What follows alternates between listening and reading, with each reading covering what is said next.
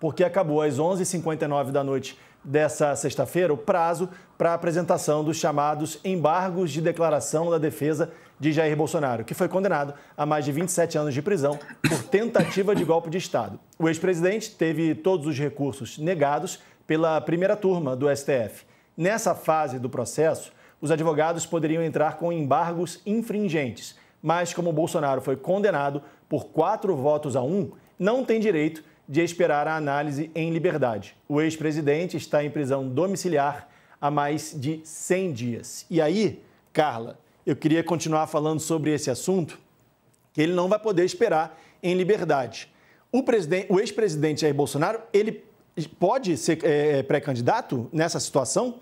Porque o filho ainda pode. Antes de ser, se ele não for condenado enquanto é réu, ele ainda pode. O ex-presidente pode também? Então, Leandro, a gente precisa ver as questões jurídicas, né? Eu entendo que não, né? Mas a gente precisa ver aí com os juristas especializados, né, em direito eleitoral se isso seria possível.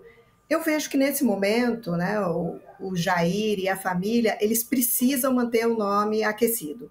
Eles precisam manter o nome deles, é um pouco uma dinâmica assim, falem bem ou falem de mal, mas falem de mim, né? Porque ele necessita manter essa sua base ativa, né? Ele precisa manter essa sua base assim interessada neles, né? Então é disso que sobrevive, é disso que a família Bolsonaro nos próximos meses vai sobreviver. Então é possível que o ex-presidente Jair Bolsonaro faça como fez o presidente Lula, de esticar essa corda até o último minuto, até não poder mais, de fato, né, ser o candidato, até porque ele já tem questões que impossibilitam uma candidatura em 2026. Ele já está inelegível em 2026.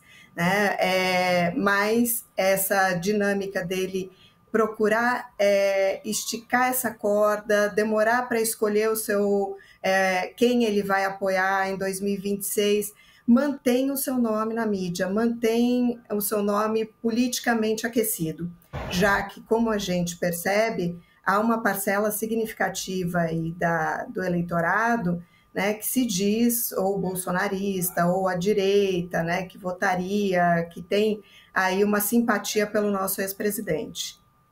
Agora, professor, esse cenário, ele é favorável ou desfavorável ao ex-presidente, hein? Porque agora ele está inelegível, como a Carla falou, mas se ele não for condenado, né, se ele voltar, ele no futuro talvez possa se candidatar lá na frente. Como é que é a situação agora, já que acabou às 11h59 da noite dessa sexta-feira o prazo para a defesa apresentar os chamados embargos de declaração?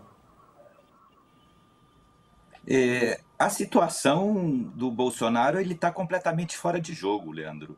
Não existe a menor e mais remota chance dele estar na urna. O Bolsonaro, para poder voltar à vida política, depende de que um aliado seu volte a ser presidente da República, no caso um Tarcísio, ou um dos seus filhos, ou alguém que entre no Palácio do Planalto com o apoio do seu eleitorado, para tentar anistiá-lo, indultá-lo, porque se não for assim, o Bolsonaro está, pelos próximos mais de 40 anos, fora da vida política. Ele tem uma condenação de 27 anos, depois que termina a condenação, ele ainda tem 8 anos de inegibilidade. Então, o Bolsonaro está fora da vida política brasileira, a não ser que algum aliado seu volte ao poder e lhe restitua os direitos políticos, né, que dê uma anistia para os seus crimes, que ele seja perdoado, inclusive, pelos delitos eleitorais, para poder voltar para o jogo político.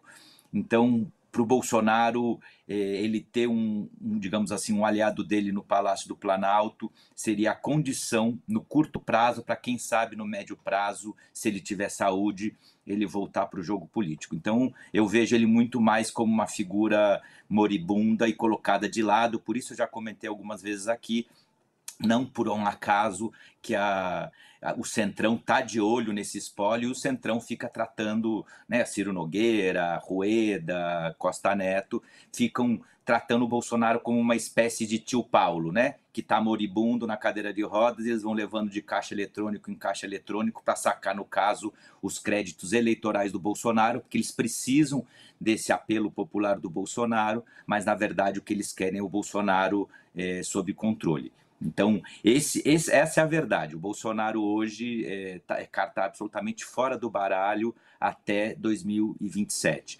Se nas urnas em 26 ele tiver um aliado, a situação que vencedor, né? Se ele tiver uma maioria no Senado, um vencedor para o Palácio do Planalto, ele pode tentar, aí sim, através de anistias, indultos, graças, perdões presidenciais, conseguir voltar para o jogo político. Caso contrário, o que ele tem que lutar é fazer o que ele está fazendo para tentar conseguir uma prisão domiciliar, porque o caminho e o destino dele, a princípio, é a papuda. Agora, como ele vai se comportar ao longo desses próximos tempos, dialogando com o que a Carla falava do cálculo político eleitoral, ainda que o nome dele não esteja na chapa, a gente vê, né? A gente vê talvez uma pressa do Supremo em encerrar o processo de julgamento do Bolsonaro ainda esse ano, mas para o Bolsonaro e para a família a ideia é atrasar isso ao máximo. E parece que para o Palácio do Planalto e para o Lula também é interessante que isso demore. Quanto mais tempo o caso Bolsonaro não tiver encerrado,